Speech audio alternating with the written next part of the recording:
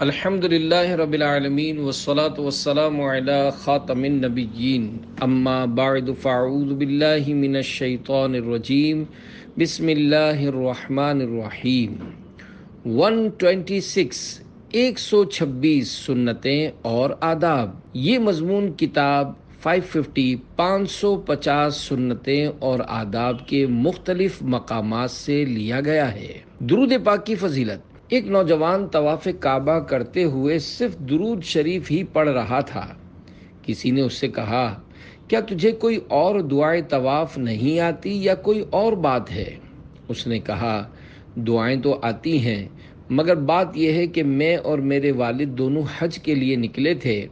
والد صاحب راستے میں بیمار ہو کر فوت ہو گئے، یعنی انتقال کر گئے۔ ان کا چہرہ سیاہ پڑ گیا، آنکھیں الٹ گئیں اور پیٹ پھول گیا۔ میں بہت رویا اور کہا، انا للہ و انا الیہ راجعون۔ جب رات کی تاریکی چھا گئی تو میری آنکھ لگ گئی، میں سو گیا تو میں نے خواب میں سفید لباس میں ملبوس ایک معطر حسین و جمیل ہستی کی زیارت کی۔ انہوں نے میرے والد مرحوم کی میت کے قریب تشریف لا کر اپنا نورانی ہاتھ ان کے چہرے اور پیٹ پر پھیرا۔ دیکھتے ہی دیکھتے میرے مرحوم باپ کا چہرہ دودھ سے زیادہ سفید اور روشن ہو گیا اور پیٹ بھی اصلی حالت پر آ گیا۔ جب وہ بزرگ واپس جانے لگے تو میں نے ان کا دامن اقدس تھام لیا اور عرض کی، یا سیدی، یعنی اے میرے سردار، آپ کو اس کی قسم جس نے آپ کو اس جنگل میں میرے والد مرحوم کے لیے رحمت بنا کر بھیجا ہے، آپ کون ہیں؟ فرمایا، تو ہمیں نہیں پہچانتا؟ ہم تو محمد رسول اللہ صلی اللہ علیہ وآلہ وسلم ہیں۔ تیرا یہ باپ بہت گناہ گار تھا، مگر ہم پر بکثرت درود شریف پڑھتا تھا۔ جب اس پر یہ مصیبت نازل ہوئی تو اس نے ہم سے فریاد کی، لہذا ہم نے اس کی فریاد رسی کی، اور ہم ہر اس شخص کی فریاد رسی کرتے ہیں جو اس دنیا میں ہم پر زیادہ درود بھیجتا ہے۔ فریاد امتی جو کرے حال زار میں، ممکن نہیں کہ خیر بشر کو خبر نہ ہو۔ صلو علی الحبیب صلی اللہ علی محمد۔ السلام علیکم کے 11 حروف کی نسبت سے سلام کی 11 سنتیں اور آداب۔ نمبر 1، مسلمان سے ملاقات کرتے وقت اسے سلام کرنا سنت ہے۔ اسلامی بہنیں بھی اسلامی بہنوں نیز محارم کو سلام کریں۔ نمبر 2، سلام کرتے وقت دل میں یہ نیت ہو کہ جس کو سلام کرنے لگا ہوں اس کا مال اور عزت و آبرو سب کچھ میری حفاظت میں ہے اور میں ان میں سے کسی چیز میں دخل اندازی کرنا حرام جانتا ہوں۔ نمبر 3، دن میں کتنی ہی بار آمنا سامنا ہو، کسی کمرے وغیرہ میں بار بار آنا جانا ہو، وہاں موجود مسلمانوں کو ہر بار سلام کرنا کار ثواب ہے۔ نمبر 4، سلام میں پہل کرنا سنت ہے۔ نمبر 5، سلام میں پہل کرنے والا اللہ کریم کا مقرب یعنی نزدیکی پانے والا بندہ ہے۔ سلام میں پہل کرنے والا تکبر سے بھی بری یعنی آزاد ہے، جیسا کہ میرے مکی مدنی آقا پیارے پیارے مصطفیٰ صلی اللہ علیہ وآلہ وسلم کا فرمان باصفا ہے، پہلے سلام کہنے والا تکبر سے بری ہے۔ نمبر 7، سلام میں پہل کرنے والے پر 90 رحمتیں اور جواب دینے والے پر 10 رحمتیں نازل ہوتی ہیں۔ نمبر 8، السلام علیکم یعنی تم پر سلامتی ہو کہنے سے 10 نیکیاں ملتی ہیں۔ ساتھ میں ورحمت اللہ اور اللہ کی رحمت ہو بھی کہیں گے تو 20 نیکیاں ہو جائیں گی، اور وبرکاتہ یعنی اور اس کی برکتیں ہوں شامل کریں گے تو 30 نیکیاں ہو جائیں گی۔ بعض لوگ سلام کے ساتھ جنت المقام اور دوزخ الحرام کے الفاظ بڑھا دیتے ہیں، یہ غلط طریقہ ہے اور یہ جملہ لغتاً بھی غلط ہے، بلکہ بعض من چلے تو معاذ اللہ مذاقاً یہاں تک بک دیتے ہیں، آپ کے بچے ہمارے غلام۔ امام احمد رضا خان رحمۃ اللہ علیہ فتاوی رضویہ جلد 22 صفحہ 409 پر فرماتے ہیں، کم از کم السلام علیکم اور اس سے بہتر ورحمۃ اللہ ملانا، اور سب سے بہتر وبرکاتہ شامل کرنا، اور اس پر زیادت یعنی اضافہ نہیں۔ اس یعنی سلام کرنے والے نے السلام علیکم کہا تو یہ جواب میں وعلیکم السلام ورحمۃ اللہ کہے، اور اگر اس نے السلام علیکم ورحمۃ اللہ کہا تو یہ وعلیکم السلام ورحمۃ اللہ وبرکاتہ کہے، اور اگر اس نے وبرکاتہ تک کہا تو یہ بھی اتنا ہی کہے، اس سے زیادت یعنی اضافہ نہیں۔ واللہ تعالی اعلم۔ نمبر 9، اسی طرح جواب میں وعلیکم السلام ورحمۃ اللہ وبرکاتہ کہہ کر 30 نیکیاں حاصل کی جا سکتی ہیں۔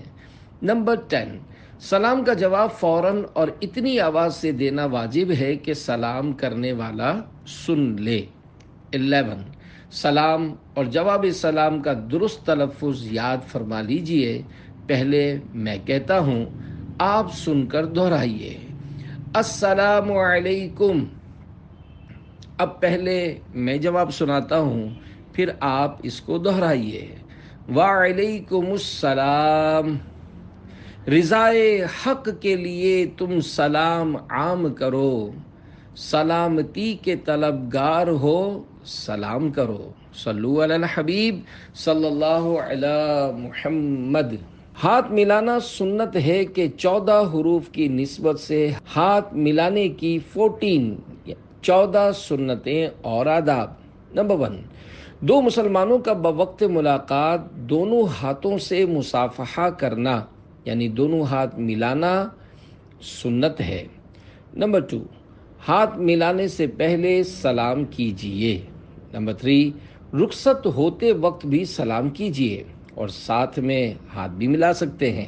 نمبر 4، رحمت عالم صلی اللہ علیہ وآلہ وسلم نے ارشاد فرمایا، جب دو مسلمان ملاقات کرتے ہوئے مصافحہ کرتے ہیں اور ایک دوسرے سے خیریت دریافت کرتے ہیں تو اللہ پاک ان کے درمیان 100 رحمتیں نازل فرماتا ہے، جن میں سے 99 رحمتیں زیادہ پرتپاک طریقے سے ملنے والے اور اچھے طریقے سے اپنے بھائی سے خیریت دریافت کرنے والے کے لیے ہوتی ہیں۔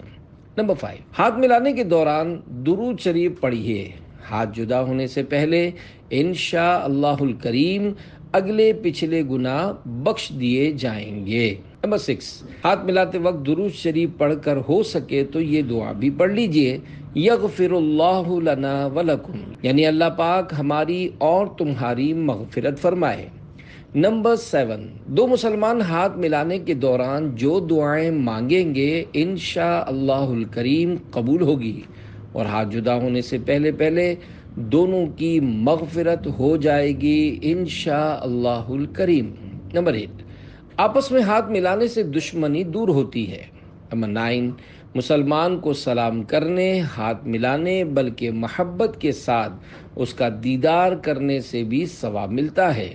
حدیث پاک میں ہے، جو کوئی اپنے مسلمان بھائی کی طرف محبت بھری نظر سے دیکھے اور اس کے دل میں عداوت نہ ہو تو نگاہ لوٹنے سے پہلے دونوں کے پچھلے گناہ بخش دیے جائیں گے۔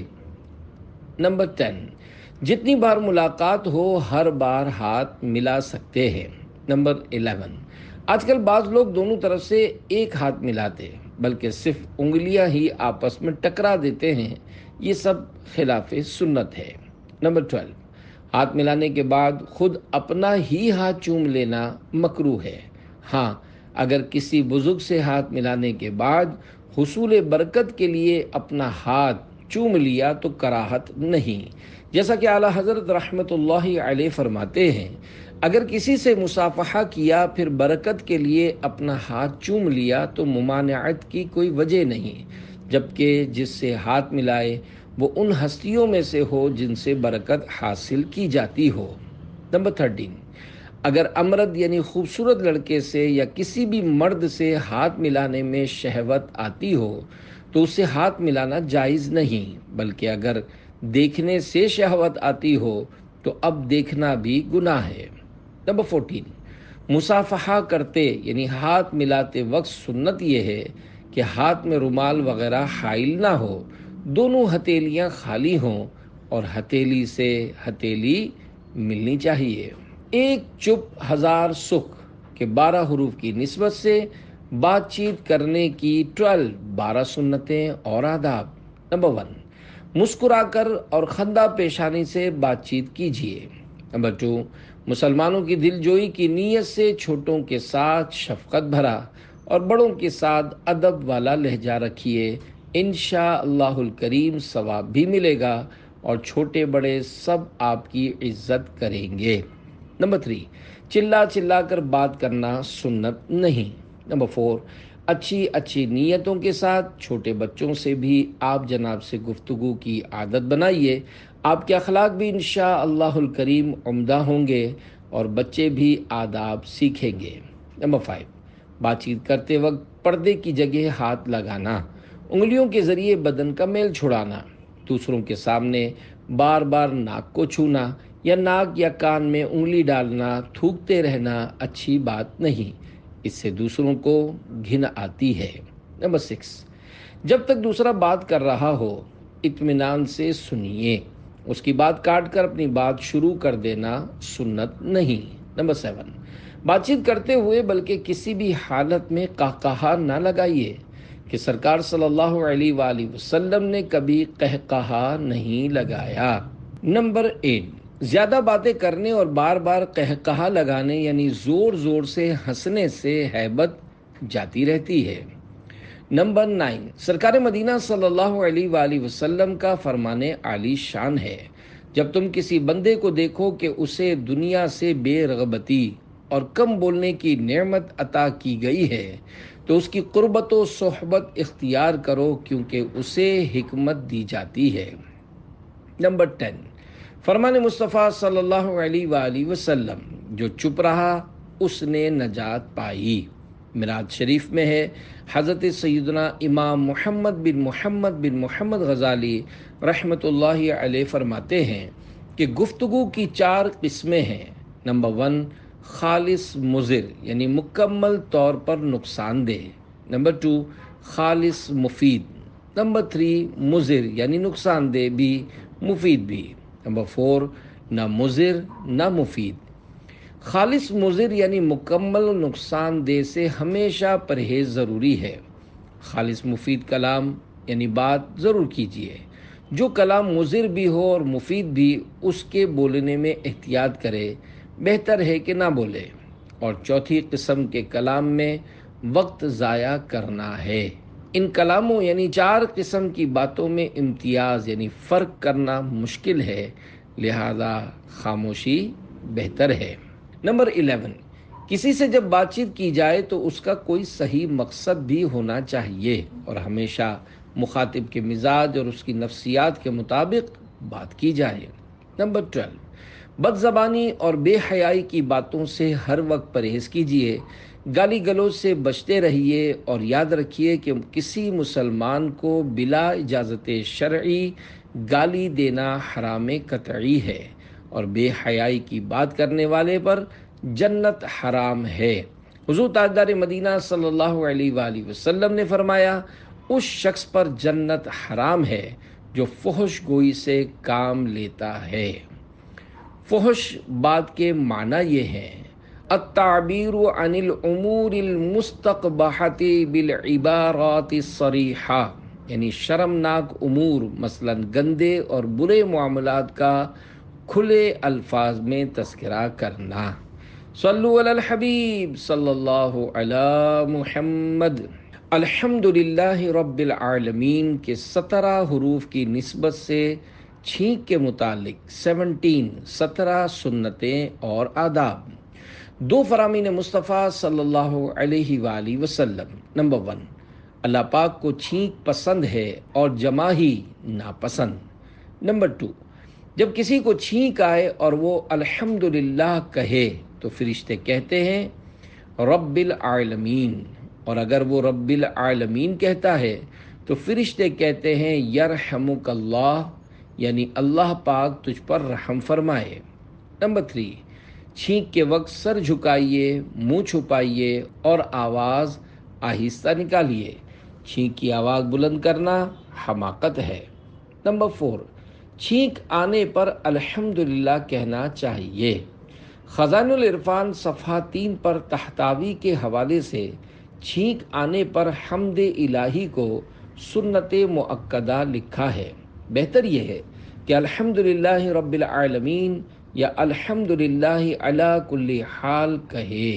نمبر 5، سننے والے پر واجب ہے کہ فوراً یرحمک اللہ یعنی اللہ پاک تجھ پر رحم فرمائے کہے، اور اتنی آواز سے کہے کہ چھینکنے والا خود سن لے۔ نمبر 6، جواب سن کر چھینکنے والا کہے یغفر اللہ لنا ولکم یعنی اللہ پاک ہماری اور تمہاری مغفرت فرمائے، یا یہ کہے یہدیکم اللہ ویصلح بالکم یعنی اللہ پاک تمہیں ہدایت دے اور تمہارا حال درست کرے۔ نمبر 7، جو کوئی چھینک آنے پر الحمدللہ علی کل حال کہے اور اپنی زبان سارے دانتوں پر پھیر لیا کرے تو انشاءاللہ الکریم دانتوں کی بیماریوں سے محفوظ رہے گا۔ نمبر 8، حضرت مولا کائنات علی المرتضیٰ رضی اللہ عنہ فرماتے ہیں جو کوئی چھینک آنے پر الحمدللہ علی کل حال کہے تو وہ داڑھ اور کان کے درد میں کبھی مبتلا نہیں ہوگا۔ نمبر 9، چھینکنے والے کو چاہیے کہ زور سے حمد کہے تاکہ کوئی سنے اور جواب دے۔ نمبر 10، چھینک کا جواب ایک مرتبہ واجب ہے، دوسری بار چھینک آئے اور وہ الحمدللہ کہے تو دوبارہ جواب واجب نہیں بلکہ مستحب ہے۔ 11، جواب اس صورت میں واجب ہوگا جب چھینکنے والا الحمدللہ کہے اور حمد نہ کرے تو جواب نہیں۔ نمبر 12، خطبے کے وقت کسی کو چھینک آئی تو سننے والا اس کو جواب نہ دے۔ نمبر 13، کئی اسلامی بھائی موجود ہوں تو بعض حاضرین نے جواب دے دیا تو سب کی طرف سے جواب ہو گیا، مگر بہتر یہی ہے کہ سارے جواب دیں۔ نمبر 14، دیوار کے پیچھے کسی کو چھینک آئی اور اس نے الحمدللہ کہا تو سننے والا اس کا جواب دے۔ نمبر 15، نماز میں چھینک آئے تو سکوت کرے یعنی خاموش رہے، اور الحمدللہ کہہ لیا تو بھی نماز میں حرج نہیں، اور اگر اس وقت حمد نہ کی تو فارغ ہو کر کہے۔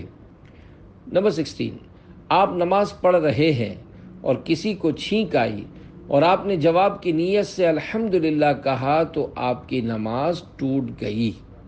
نمبر 17، کافر کو چھینک آئی اور اس نے الحمدللہ کہا تو جواب میں یہدیکم اللہ یعنی اللہ پاک تجھے ہدایت کرے کہا جائے۔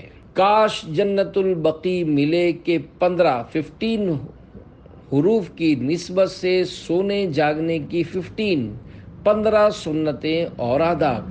نمبر 1، سونے سے پہلے بستر کو اچھی طرح جھاڑ لیجئے تاکہ کوئی موذی کیڑا وغیرہ ہو تو نکل جائے۔ نمبر 2، سونے سے پہلے یہ دعا پڑھ لیجئے اللہم بسمک اموت و احیا۔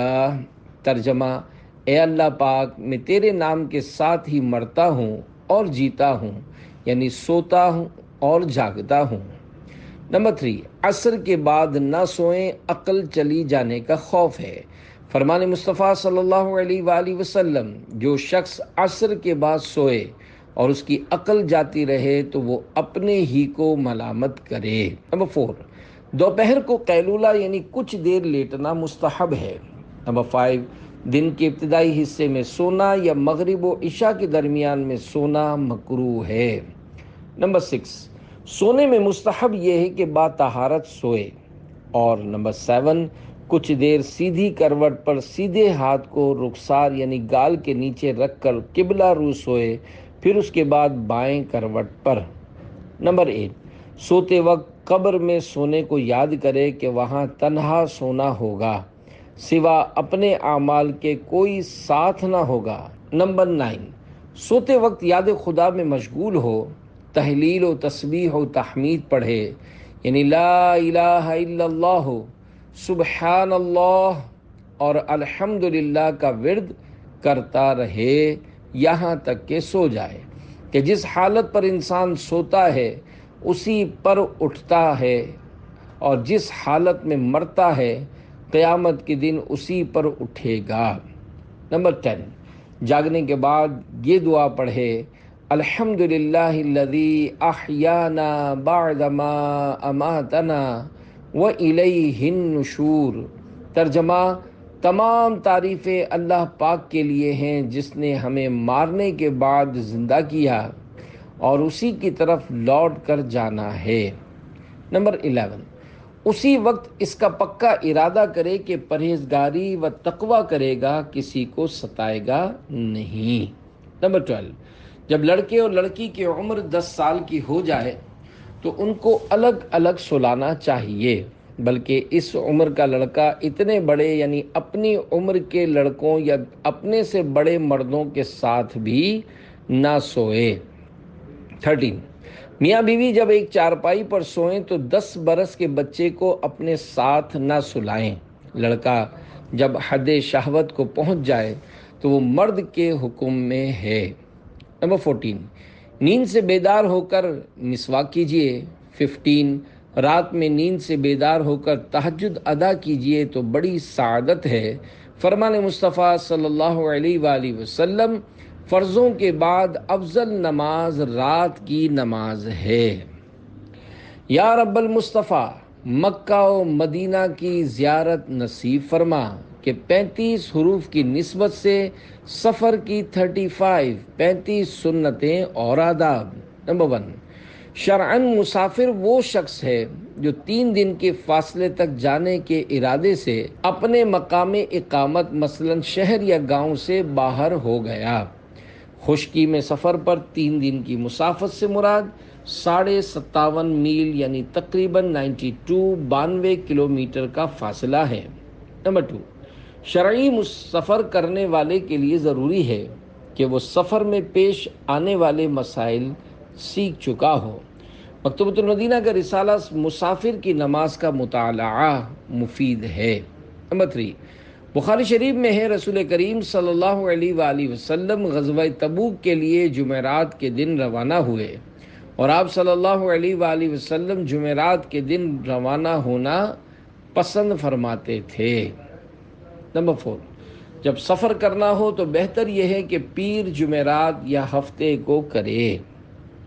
نمبر 5، سرکار مدینہ صلی اللہ علیہ وآلہ وسلم نے حضرت جبیر بن مطعم رضی اللہ عنہ کو سفر میں اپنے ساتھیوں سے زیادہ خوشحال رہنے کے لیے یہ ورد پڑھنے کی تلقین فرمائی۔ نمبر 1، سورۃ الکافرون۔ نمبر 2، سورۃ النصر۔ نمبر 3، سورۃ الاخلاص۔ نمبر 4، سورۃ الفلق۔ نمبر 5، سورۃ الناس۔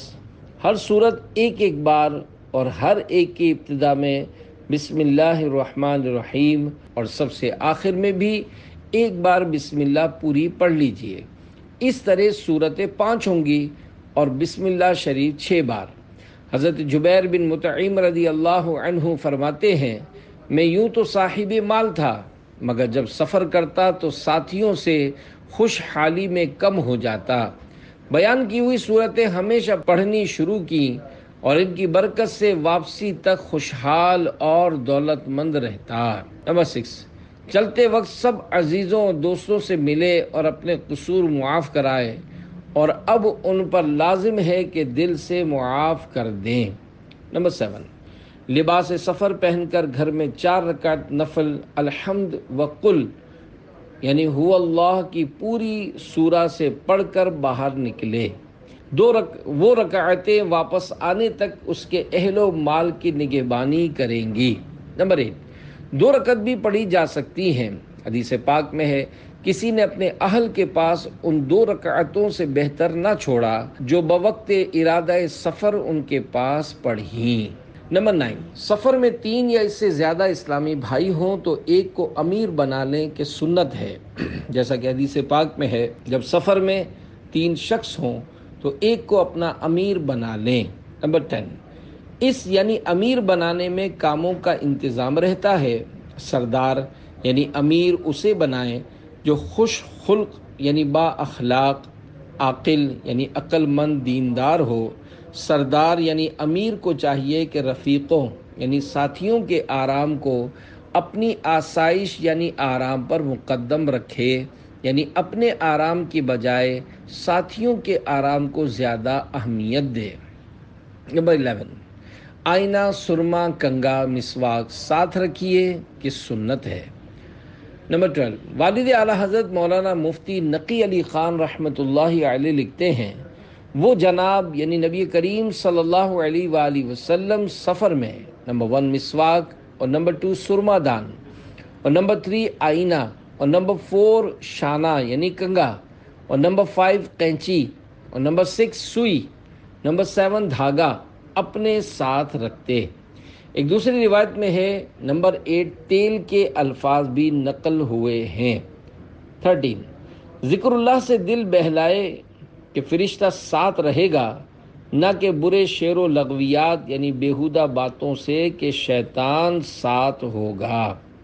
نمبر 14، اگر دشمن یا ڈاکو کا خوف ہو تو سورہ لی ایلاف پوری سورت پڑھ لیجئے، انشاءاللہ الکریم ہر بلا سے امان ملے گی۔ یہ عمل مجرب ہے۔ نمبر 15، سفر ہو یا حضر یعنی قیام، جب بھی کسی غم یا پریشانی کا سامنا ہو، لا حول ولا قوت الا باللہ، ترجمہ گناہ سے بچنے کی طاقت اور نیکی کرنے کی قوت اللہ ہی کی طرف سے ہے، اور حسبنا اللہ و نعم الوکیل بکثرت پڑھیے، انشاءاللہ الکریم مشکل آسان ہوگی۔ نمبر 16، سفر کے دوران چڑھائی پر چڑھتے ہوئے اللہ اکبر اور ڈھلوان سے اترتے ہوئے سبحان اللہ کا ورد کیجیے۔ نمبر 17، اگر کوئی شخص سفر پر جا رہا ہو تو اس مسافر سے مصافحہ کرے یعنی ہاتھ ملائے اور اس کے لیے یہ دعا مانگے، استودع اللہ دینک و امانتک و خواتیم عملک، ترجمہ میں تیرے دین، تیری امانت اور تیرے عمل کے خاتمے کو اللہ پاک کے سپرد کرتا ہوں۔ نمبر 18، مقیم یعنی جو مسافر نہ ہو اس کے لیے مسافر یہ دعا پڑھے، استودعک اللہ الذی لا یضیع ودائعہ، ترجمہ میں تمہیں اللہ پاک کے سپرد کرتا ہوں جو سونپی ہوئی امانتوں کو ضائع نہیں کرتا۔ نمبر 19، منزل پر یعنی راستے میں جہاں بھی رکنا پڑے وہاں اترتے وقت یہ پڑھیے، اعوذ بکلمات اللہ التامات من شر ما خلق، ترجمہ میں اللہ پاک کے کامل کلمات یعنی جس میں کوئی نقص یا عیب نہ ہو کے واسطے سے ساری مخلوق کے شر سے پناہ مانگتا ہوں، انشاءاللہ الکریم ہر نقصان سے بچے گا۔ 20، مسافر کی دعا قبول ہوتی ہے، لہذا اپنے لیے، اپنے والدین، بال بچوں اور عام مسلمانوں کے لیے دعائیں کیجیے۔ 21، سفر میں کوئی شخص بیمار ہو گیا یا بے ہوش ہو گیا تو اس کے ساتھ والے اس مریض کی ضروریات میں اس کا مال بغیر اجازت خرچ کر سکتے ہیں۔ 22، مسافر پر واجب ہے کہ نماز میں قصر کرے یعنی 4 رکعت والی فرض کو 2 پڑھے، اس کے حق میں 2 ہی رکعتیں پوری نماز ہے۔ 23، مغرب اور وتر میں قصر نہیں۔ 24، سنتوں میں قصر نہیں بلکہ پوری پڑھی جائیں گی، خوف اور روا روی یعنی گھبراہٹ کی حالت میں سنتیں معاف ہیں اور امن کی حالت میں پڑھی جائیں گی۔ 25، کوشش کر کے ہوائی جہاز یا ریل یا بس وغیرہ میں ایسے وقت سفر کیجیے کہ بیچ میں کوئی نماز نہ آئے۔ 26، سفر میں بھی سونے کے اوقات میں ہرگز ایسی غفلت نہ ہو کہ معاذ اللہ نماز قضا ہو جائے۔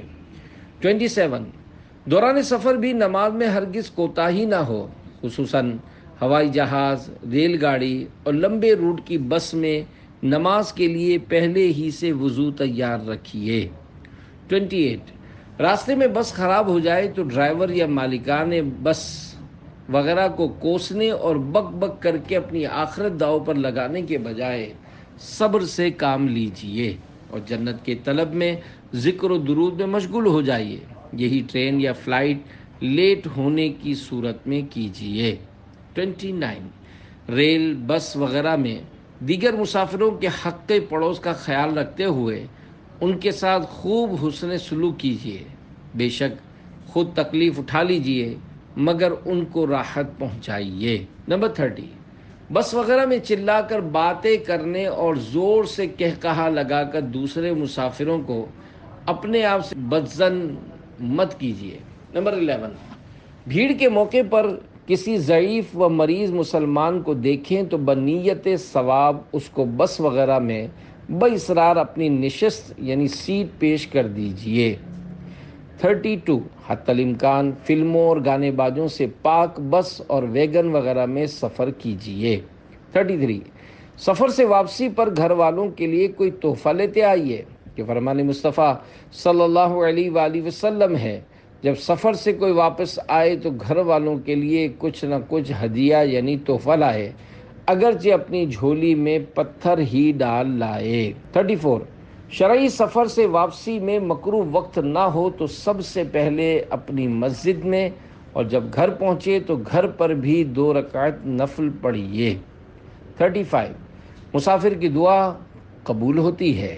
مسواک سرکار مدینہ صلی اللہ علیہ وآلہ وسلم کی سنت ہے کہ 22 حروف کی نسبت سے مسواک کی 22 سنتیں اور آداب. 2 فرامین مصطفیٰ صلی اللہ علیہ وآلہ وسلم. نمبر 1 2 رکعت مسواک کر کے پڑھنا بغیر مسواک کی 70 رکعتوں سے افضل ہے. نمبر 2 مسواک کا استعمال اپنے لیے لازم کر لو کیونکہ اس میں منہ کی صفائی اور رب کی رضا کا سبب ہے.